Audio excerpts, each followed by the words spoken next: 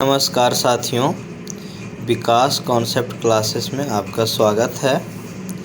आज हम लोग इस वीडियो के माध्यम से देखेंगे इकोनॉमिक्स का क्वेश्चन, मॉडल क्वेश्चन सेट 2 का। यहाँ पे देखिए टोटल क्लास 11th का है इकोनॉमिक्स का क्वेश्चन।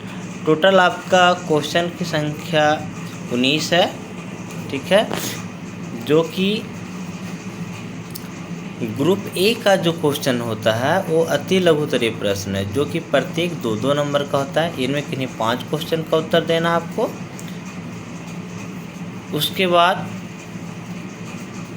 ग्रुप बी में 7 क्वेश्चन दिया हुआ रहेगा, साथ में किन्हीं 5 क्वेश्चन का उत्तर देना आपको, जो कि प्रत्येक 3-3 नंबर का होता है।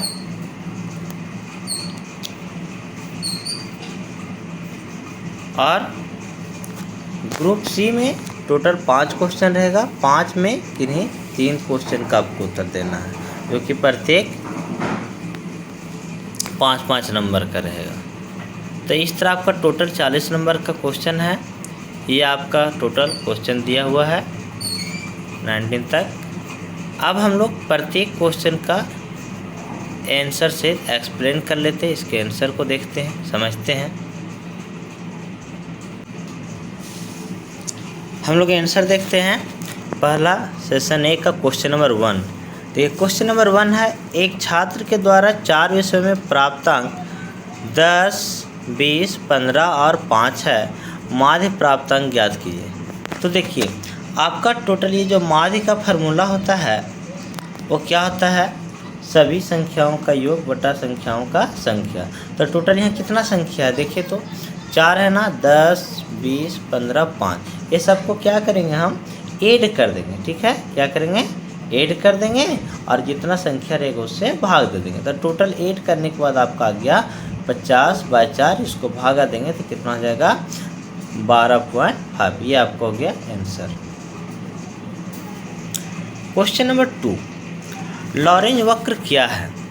बोलते हैं लॉरेंज वक्र बिंदु रेखीय द्वारा समअंकों के विचरण का प्रदर्शन करता है। क्या करता है ये बिंदु रेखीय चित्र द्वारा ये समअंकों को क्या करता है, इसको प्रदर्शन करता है। डॉक्टर मैक्स ओ लॉरेंज ने सर्वप्रथम इस रीति का प्रयोग किया था। सबसे पहले कौन, डॉक्टर मैक्स ओ लॉरेंज ने इस रीति का प्रयोग किया था। किस लिए, धन व आय के वितरण के माप के लिए किया था।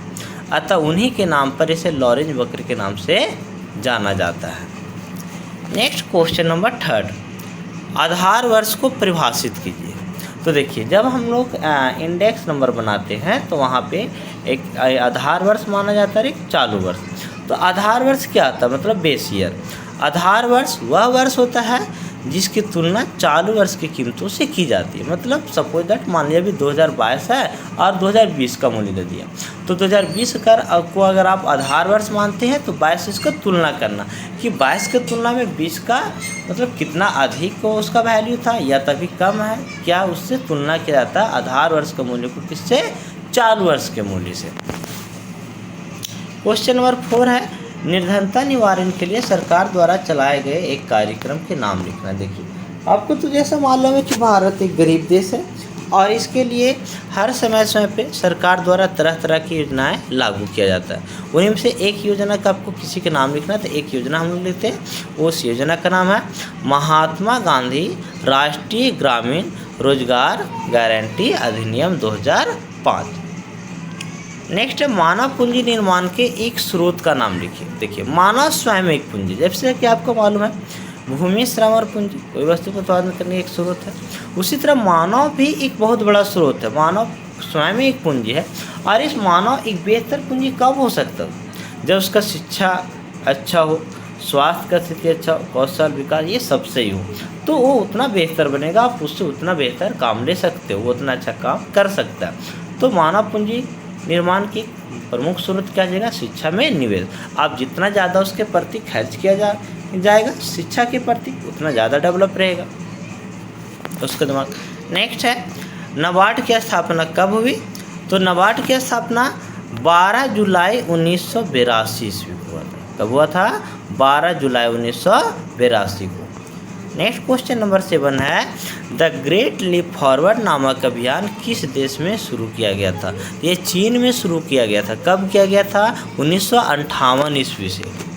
अब हम लोग देखेंगे, देखिए सेशन बी आपका ये प्रत्येक 3-3 नंबर का क्वेश्चन है।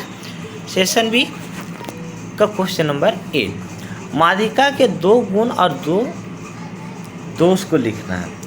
तो देखिए हर चीज़ में कुछ मेरिट भी होता है तो डिमेरिट भी होता है। तो माध्यिका के गुण क्या? मेरिट, यह समझने तथा गणना करने में सरल है, मतलब आप इसको आसानी से समझ सकते हो और इसका कैलकुलेशन आप अच्छा से कर सकते हो आसानी पूर्वक। दूसरा, इसे बिंदु रेखा द्वारा व्यक्त किया जा सकता है।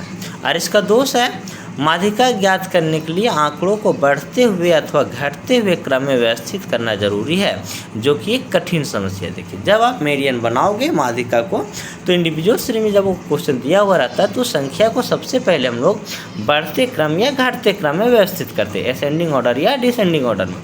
उसका जितना संख्या रहता है तो n+1/2 करते हैं, जो आएगा जितना मान लीजिएगा टोटल 7 संख्या, तो 7 + 1/2 करेंगे तो क्या हो जाएगा?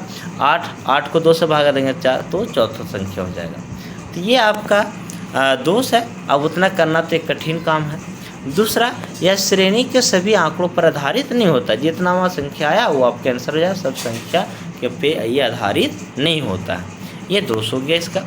नेक्स्ट है क्वेश्चन नंबर 9, निम्नलिखित आंकड़ों से समांतर माध्य से माध्य विचलन की गणना करना है। देखिए माध्य से माध्य विचलन की गणना करना है। यहाँ पे क्वेश्चन दे दिया है आपका, दे दिया है ये मार्क 10, 20, 30, 40, 50। नंबर ऑफ स्टूडेंट कितना है? 2, 3, 7, 5, 3। इसको हम लिख देते हैं यहाँ पे, ठीक है।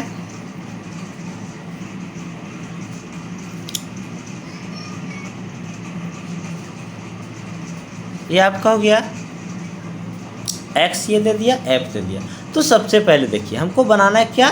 माध्य विचलन बनाना है, माध्य से माध्य विचलन। तो सबसे पहले हम लोग को माध्य बनाना पड़ेगा। तो माध्य बनाने के लिए ये डिस्क्रीट सीरीज का क्वेश्चन है, इसका फार्मूला होता है सिग्मा एफ x बटा सिग्मा एफ। तो देखिए ये हो गया x और ये हो गया f, ये दोनों को क्या करेंगे? आपस में गुना करेंगे। तो 10 × 2 क्या हो गया?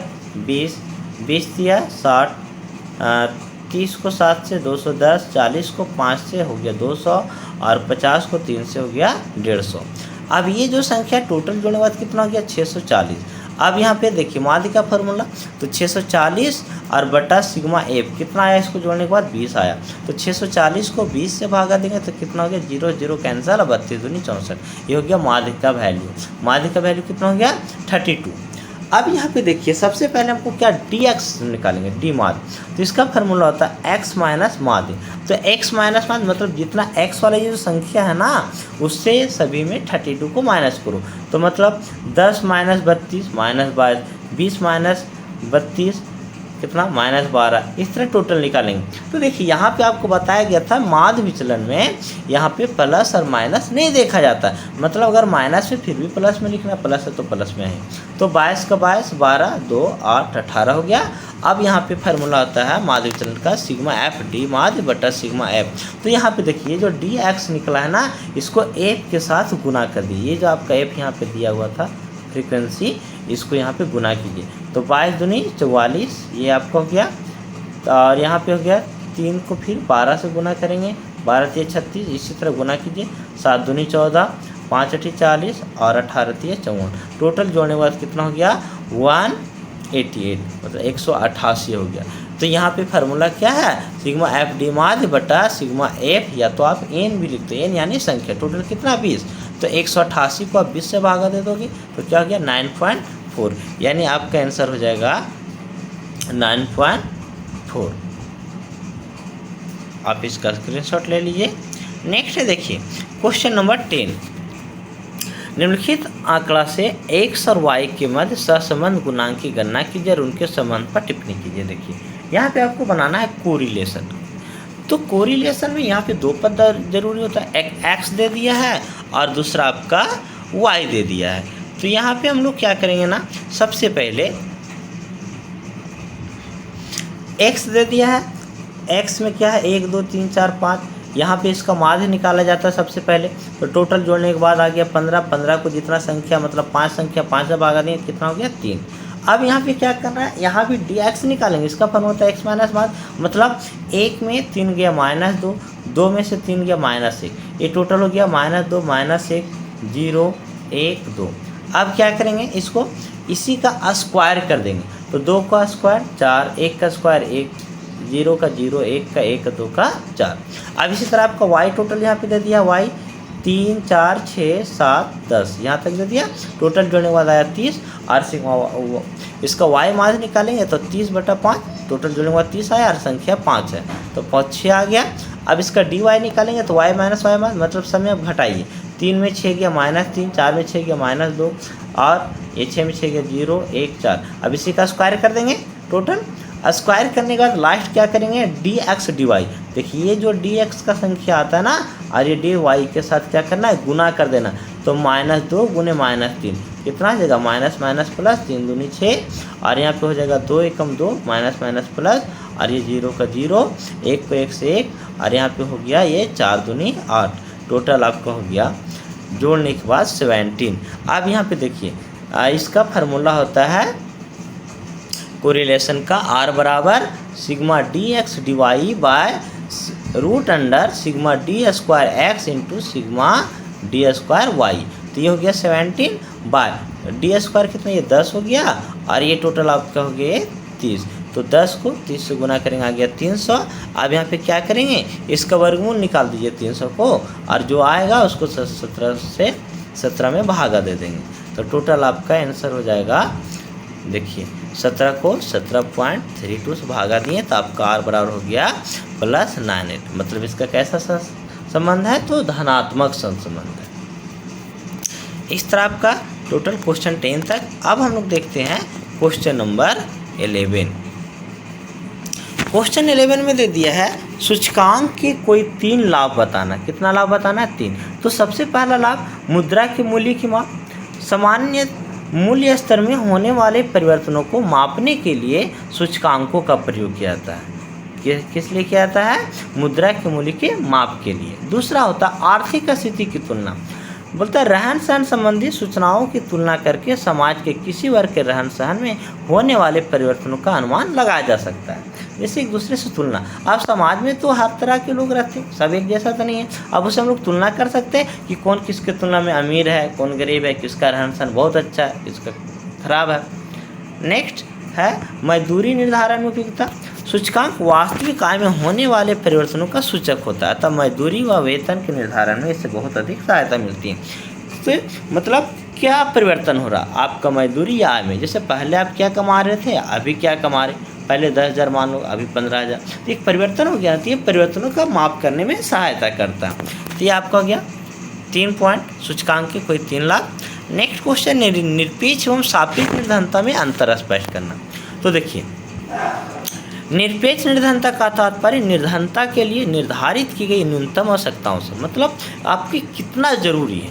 एक होता है ना आप निर्धनता रेखा, तो अगर उससे कम आपके पास संसाधन मतलब आप निर्धन हैं तो उसके एक यहाँ निर्धारित किया जाता है उसका न्यूनतम आवश्यकता इतना, अगर उससे भी कम हो तो करीब है।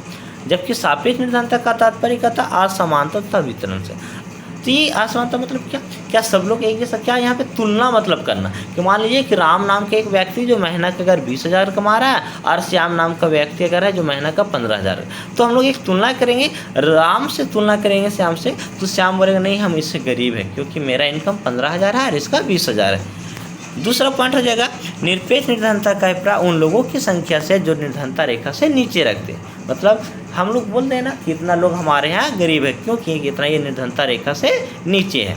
जबकि सापेक्ष निर्धनता का अभिप्राय 2 राष्ट्र या समाजों के बीच तुलनात्मक अध्ययन, मतलब एक दूसरे के बीच में तुलना करना। जैसे हम बोल सकते हैं कि अमेरिका की तुलना में भारत क्या एक गरीब देश है, क्योंकि वहाँ की प्रति व्यक्ति आय अधिक है जबकि भारत का कम। तो सापेक्ष का मतलब कहता है एक दूसरे से तुलना करना। और निरपेक्ष क्या होता है यहाँ पे, मतलब जो निर्धनता रेखा से नीचे है।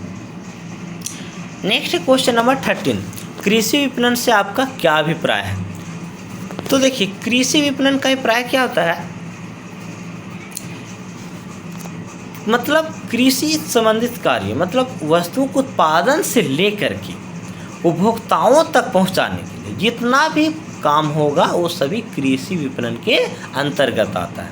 वस्तुओं को उत्पादन से लेकर के उपभोक्ता तक पहुंचाना अंतिम रूप से बोलता है। कृषि विपणन से अर्थ उन सभी क्रियाओं से लगाया जाता है जिनका संबंध कृषि उत्पादन को कृषक के खेत से अंतिम उपभोक्ता तक पहुंचाने में किया जाता है। इसके अंतर्गत बहुत सी क्रियाएं आती हैं, जैसे कृषि पदार्थों का एकत्रीकरण। सबसे पहले इसका वस्तु को उत्पादन होगा, उसको एकत्रीकरण करेंगे, फिर श्रेणी का विभाजन किया जाएगा कि कौन सा वस्तु का उत्पादन हुआ, विधायन, संग्रहण, परिवहन, विपणन का वित्त पोषण और लास्ट आपका अंतिम उपभोक्ताओं तक पहुंचाना। ये सब किसके अंतर्गत आएगा? कृषि विपणन के अंतर्गत। नेक्स्ट है किसानों को साख की आवश्यकता क्यों पड़ती है, मतलब किसान जो लोग उनको लोन जो लेते हैं या कर्ज लेते हैं क्यों लेते हैं, उसकी क्या आवश्यकता। तो एक किसान को क्या आवश्यकता रहेगा? सबसे पहला किसानों को बीज या खाद इत्यादि खरीदने के लिए। दूसरा हो जाएगा किसानों को कृषि के महंगे औजार पशु खरीदने के लिए, जैसे बैल वगैरह खेती करने के लिए हल जोतेंगे तो बैल चाहिए ना, तो पशु खरीदेंगे, औजार उनको तरह तरह का चाहिए वो। तीसरा हो जाएगा किसानों को कुआं, तालाब, बांध, मकान, भूमि की घेराबंदी इत्यादि करने के लिए साख की आवश्यकता होगी। या तो मान लीजिए किसी को कुआं बनवाना है, तालाब बनवाना है, तो उसके लिए कर्ज लेना पड़ता। तो किसानों को साख की आवश्यकता निम्न कारणों से पड़ती है। आप इस पॉइंट को फिर लिख देना है। नेक्स्ट है क्वेश्चन नंबर, अब हम लोग देखेंगे आगे। देखिए ग्रुप सी में आपका टोटल क्वेश्चन जो रहेगा 5 रहेगा, 5 में कोई 3 बनाना है। तो देखिए क्वेश्चन नंबर 15 देखते हैं। ये टोटल 5 नंबर का निम्न आंकड़ों से बहुलक ज्ञात करना है। तो बहुलक निकालना आपका क्वेश्चन नंबर 15 में। क्लास इंटरवल आपका दे दिया है 0 से 5, 5 से 10, 10 से 15, 15 से 20, 20 से 25, 25 से 30 और ये आपका हो गया 30 से 35, 35 से 40 और आपका ये फ्रीक्वेंसी दे दिया। टोटल कितना दे दिया फ्रीक्वेंसी? 7, 9, 11, 28, 30, 22, 7। अब यहाँ पे देखिए करते क्या हम लोग, बहुलक का जो फ्रीक्वेंसी दिया रहता है ना, इसमें देखना है कि जो सबसे बड़ा संख्या, तो इसमें सबसे बड़ा कौन है इसमें देखिए तो सबसे बड़ा कौन है? 30। तो 30 को क्या मानेंगे? F1 मानेंगे। क्या मानेंगे? F1। इसके जस्ट ऊपर वाला को F0 मानते हैं और नीचे वाला को F2 मानते हैं। मान लिए टोटल, और इसके जस्ट सामने वाला संख्या ये आपका L1 हो जाएगा और बाकी एज तो जितना इसका डिफरेंट होता है। यहाँ पे अब देखिए बहुलक का आपका फार्मूला हो जाता है क्या? L1 plus F1 minus F0 by 2F1 minus F0 minus F2 into h. अब यहाँ पे जो वैल्यू है इसको बैठा दीजिए। तो यहाँ पे देखिए L1 का वैल्यू कितना था? L1 का वैल्यू आपका आ गया 20, तो 20 लिख दिए। ये F1 30, F0 28 और यहाँ पे क्या था? 2F1, तो 2 इंटू 30 और F0 28 और F2 22 इंटू 5। देखिए तो 30 में से 28 गया, 2 बच गया आपका। 30 को 2 से गुना करेंगे 60 और ये माइनस में 28 है और माइनस 22 है, तो माइनस 28 माइनस 22 कितना हो गया? माइनस 50। तो 60 में से 50 गया, बचा 10 और ऊपर देखिए 2 बचा और ये गुना में 5 है, तो 5 दूनी 10। 10 को 10 से भागा देंगे कैंसर, मतलब 10 से 10 कट गया, बचा 1। तो यहाँ पे लिख देंगे 20 प्लस 1 बराबर कितना हो जाएगा आंसर? 21। ये आपका हो जाएगा बहुलक का आंसर। देखिए बहुलक आंसर 21। अब देखिए क्वेश्चन नंबर 15 में जो 16 आपका दिया हुआ था वो आपका कोरिलेशन का क्वेश्चन है। तो कोरिलेशन में हम लोग देखे थे क्वेश्चन नंबर 10, जस्ट उसी तरह आपको बना देना, इसलिए आप इस वीडियो में नहीं बता रहे हैं। अगर आपसे नहीं बनेगा तो आप कमेंट बॉक्स में मैसेज कीजिएगा, आप हमारे नंबर पे पर्सनल चैट कीजिएगा, हम आपको भेज देंगे बना करके। हमारा व्हाट्सअप नंबर है, लिख देते हैं 8969496273। और हाँ, अगर आपको इकोनॉमिक्स की तैयारी करना है ऑनलाइन या ऑफलाइन तो हमारे ऑफलाइन हमारे कोचिंग में तैयारी होता ही है। अगर आपको ऑनलाइन चाहिए तो आप हमारे यूट्यूब चैनल से जुड़िए, आपको वहाँ पे बताया जाएगा हर एक वीडियो के माध्यम से। और अगर बेहतर कुछ भी आपको डिस्कस करना तो आप मैसेज कीजिए या तो कॉल कीजिए, आपको बताया जाएगा। यही हमारा नंबर है। अब हम लोग देखते हैं नेक्स्ट क्वेश्चन। देखिए अब यहाँ पे क्वेश्चन नंबर 18 देखते हैं। भारत में मानव पूंजी निर्माण की मुख्य समस्याएं क्या है। देखिए भारत में मानव पूंजी के निर्माण के लिए मुख्य समस्या क्या है। तो सबसे पहला समस्या क्या, जनसंख्या में वृद्धि। देखिए भारत में जनसंख्या बहुत ज़्यादा है। आपको मालूम है कि जनसंख्या की दृष्टि से भारत क्या है, दूसरे स्थान पे है। बोलता भारत में जनसंख्या वृद्धि तेजी से हो रही है और इतनी अधिक जनसंख्या के विकास के लिए बहुत अधिक साधनों की आवश्यकता होती है। भारत जैसे निर्धन देश के लिए इतने साधनों की व्यवस्था करना संभव नहीं है, क्योंकि जनसंख्या बहुत अधिक है तो उतना संसाधन चाहिए ना, जो कि उतना साधन की व्यवस्था करना संभव नहीं है। दूसरा पॉइंट हो जाएगा इच्छा शक्ति का अभाव। देखिए सबसे पहले कहा जाता है ना कि आपको इच्छा होना चाहिए उस काम के लिए। तो भारत में निवास करने वाले लोग क्या होते हैं, निम्न जीवन स्तर व्यतीत करते हैं। ज़्यादातर लोग यहाँ के गरीब हैं, उनमें ऊपर उठने की तीव्र इच्छा शक्ति का अभाव होता है। वो नहीं चाहता कि हम तेजी के साथ ऊपर उठें, तो सोचता है अगर वैसा कुछ रिस्क लेंगे ज़्यादा कर्ज में डूब जाएंगे, तो इसलिए वो रिस्क नहीं लेते। और रिस्क नहीं लेंगे तब तक वो आगे नहीं बढ़ सकते। फलस्वरूप यहाँ मानवीय पूंजी के विकास की समस्याएं सीमित रह जाती है। तीसरा कृषि प्रधान देश। तो भारत की अर्थव्यवस्था कृषि प्रधान है तथा कृषि में नव परिवर्तन तथा तकनीकी का प्रयोग सीमित है। भारत क्या है, कृषि प्रधान देश है। यहाँ के ज़्यादातर लोग क्या हैं, कृषि कार्य में लगे हुए। लेकिन यहाँ पे तकनीक उतना भी अच्छा भी नहीं आया, जिसके कारण लोगों को मतलब कृषि करने के लिए ज़्यादा पूंजी लगाना पड़ता है, उसको ज़्यादा समय देना पड़ता है। नेक्स्ट है मानवीय साधनों के आयोजन का अभाव। मानव साधनों के उचित आयोजन का अभाव से देश में बेरोजगारी बढ़ती जा रही है, जिससे श्रम शक्ति क्या हो रही है, नष्ट हो रही है तथा उत्पादन में योगदान कम होता जा रहा है। अब देखिए अगर उन लोगों को काम नहीं मिलेगा तो बेरोजगार बैठे, तो उसका जो श्रम शक्ति है मेहनत करने को तो घट रही है ना। मान लीजिए कि इंसान ज़्यादा से ज़्यादा 55-60 साल तक काम कर पाएगा। अब आपका 60 साल के बाद आप थोड़ी ना काम कर पाएंगे, तो इस तरह आपका श्रम शक्ति तो घट रही है और आप उत्पादन में भी अपना योगदान नहीं दे रहे, मतलब कम होते जा रहा है। नेक्स्ट रूढ़िवादिता, अगला पॉइंट। भारत में व्याप्त रूढ़िवादी विचार तकनीक ज्ञान को अपनाने व उसे लागू करने में बाधक सिद्ध होते हैं, जिससे पूंजी निर्माण कम होता है। नेक्स्ट है मानव पूंजी निर्माण एक सतत लंबी प्रक्रिया है। तो देखिए मानव पूंजी निर्माण करने का ऐसा थोड़ी है कि आप बोले तुरंत हो गया, कोई मंत्र पढ़े तुरंत मतलब वो कोई आदमी बहुत अच्छा पढ़ लिख लिया उसका स्वास्थ्य अच्छा हो गया, नहीं। इसके लिए हम शुरू से खर्च करना पड़ता। मान लीजिए देखिए ऐसा नहीं होता, अगर कोई एक बच्चा जन्म लिया, मान लीजिए अगर 2 बच्चे का हम लोग तुलना करें तो एक के ऊपर अगर बहुत अच्छा खर्चा किया जा रहा है, उसका स्वास्थ्य के प्रति, शिक्षा के प्रति, खान पान उसका अच्छा, और एक के प्रति नहीं, तो जाहिर सी बात है जिस पर ज़्यादा खर्च करेंगे तो हर तरह से सही रहेगा। उसके पास शिक्षा अच्छा रहेगा, नॉलेज रहेगा, पढ़ा लिखा, और उसका स्वास्थ्य स्थिति अच्छा रहेगा, जिसके कारण वो अच्छा से कोई तरह के काम को कर पाएगा। तो मानव पूंजी निर्माण एक सतत लंबी प्रक्रिया, लंबे समय तक उसे एक बच्चा जन्म लेता उस समय से उसको केयर करेंगे, लगभग उसको 20-25 साल तक उसके प्रति खर्च किया जाएगा, तब वो बेहतर बनता है, उसका पढ़ाई लिखाई तक के, तब वो अच्छा काम करेगा। और जो उतना बेहतर नहीं है तो फिर उस आधार से उसको काम करना पड़ेगा। और नेक्स्ट क्वेश्चन आपका धारणीय विकास क्या है, इसकी अवधारणा की व्याख्या करना है। देखिए धारणीय विकास का मतलब क्या था। धारणीय विकास एक ऐसा विकास है जो जारी रह सके, टिकाऊ बना रह सके। धारणीय विकास में ना केवल वर्तमान पीढ़ी के बल्कि भावी पीढ़ी के विकास को भी ध्यान में रखा जाता है। मतलब ऐसा नहीं कि आप अभी बहुत ज़्यादा विकास कर लिए और आगे आपके लिए उसके पास संसाधन है ही नहीं। आज मान लीजिए हमारे पास जितना संसाधन आप उसका प्रयोग कर लिए और आने वाले पीढ़ी को नहीं मिल पाए, तो उसे नहीं। धारणीय विकास में क्या है, जो ऐसा विकास जिसमें केवल वर्तमान पीढ़ी को नहीं बल्कि भावी पीढ़ी को ध्यान में रख कर किया जाता है। इस प्रकार सतत विकास भावी विकास को संरक्षण प्रदान करता है और वर्तमान में विकास संबंधी आवश्यकताओं की पूर्ति करता, विकास से समझौता किए बना करता है। धारणीय विकास का लक्ष्य गरीबों की समग्र दरिद्रता को कम करना, उन्हें चिरस्थायी सुरक्षित जीविका निर्वाह साधन प्रदान करना है, जिससे संसाधन अपक्षय, पर्यावरण अपक्षय, सांस्कृतिक विघटन इत्यादि न्यूनतम हो।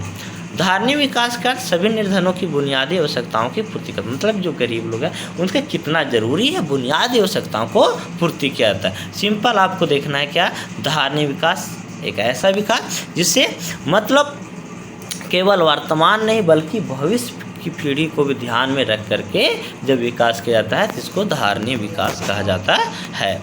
ये आपका टोटल हो गया 19 क्वेश्चन तक। आप लोग को अगर इसका स्क्रीनशॉट लेना है तो ले लीजिए।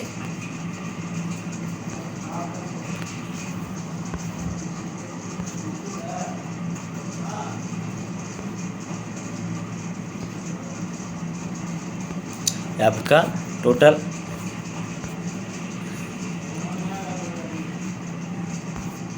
समाप्त हो गया। अगर हमारे वीडियो अच्छा लगा तो आप लोग इसको लाइक कर दीजिए, और अगर आप नए हैं तो हमारे चैनल को सब्सक्राइब कर दीजिए। जितना ज़्यादा से ज़्यादा हो सके इसको शेयर कीजिए। और अगर आपको इकोनॉमिक्स से जुड़ा कोई भी परेशानी होती है तो आप हमारे कमेंट बॉक्स में मैसेज कीजिए, या तो हमारे जो नंबर बताया गया 8969496273 इस पे आप मैसेज कीजिए। आपको बताया जाएगा, इकोनॉमिक्स से जुड़ा क्वेश्चन बताया जाएगा। धन्यवाद।